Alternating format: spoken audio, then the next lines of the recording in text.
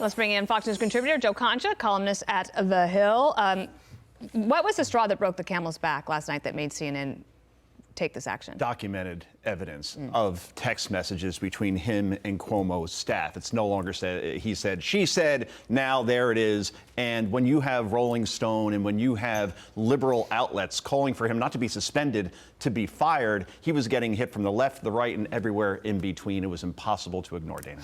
There was a, Chris Cuomo does a radio show, and he did that show yesterday, Call for Number 5, guys. And during this clip here, still defends his brother and blames a lack of due process for his brother's downfall. I did not want him to resign in the beginning because I believed him, and leave the women alone and let due process take care of the situation. When there wasn't going to be due process and his party was against him, and obviously the Republicans weren't going to help him, then he had no choice because he couldn't do the work of the state anymore. That's late morning, I do believe, when he does his radio show there. So that comment just from yesterday. So that's fresh. And this question about the aide for the governor reaching out to Chris during his work at CNN shows that he was reaching out to other media outlets to find out what he could and relay that to the governor's office. He was being extremely proactive. Which would suggest, Joe, that this thing runs deeper than CNN. It's a great point.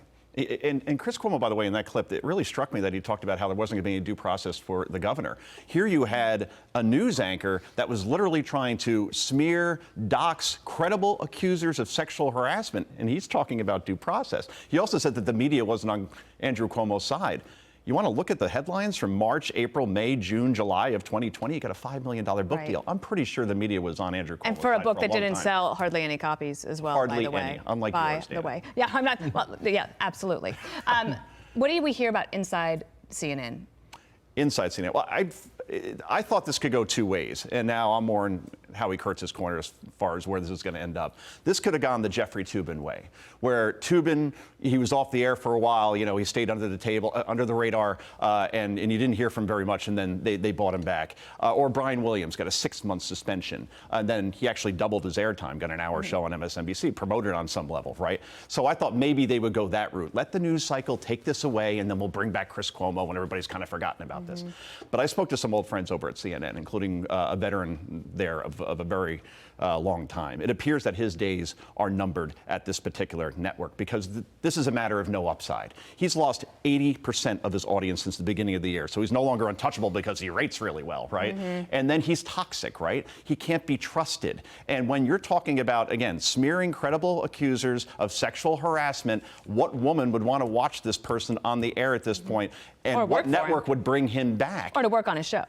Or to work in a show, for that matter. So it appears, yes, his days are numbered at CNN. I've never made calls to the press about my brother's situation. We know that is no longer true. Hard to come back from that. Impossible. All right, Joe, nice to see you in person. Yeah, by great the way. to see you. Look at this. I mean, one by one, Dane, they just kind of trickle along. Hi, everyone. I'm Brian Kilmeade. I want you to do me a favor. I want you to click to subscribe to the Fox News YouTube page. This is the only way that I know for sure that you're not going to miss any great commentary, any great news bites, any great interviews coming your way on Fox. You can get it all here on YouTube. So subscribe right now.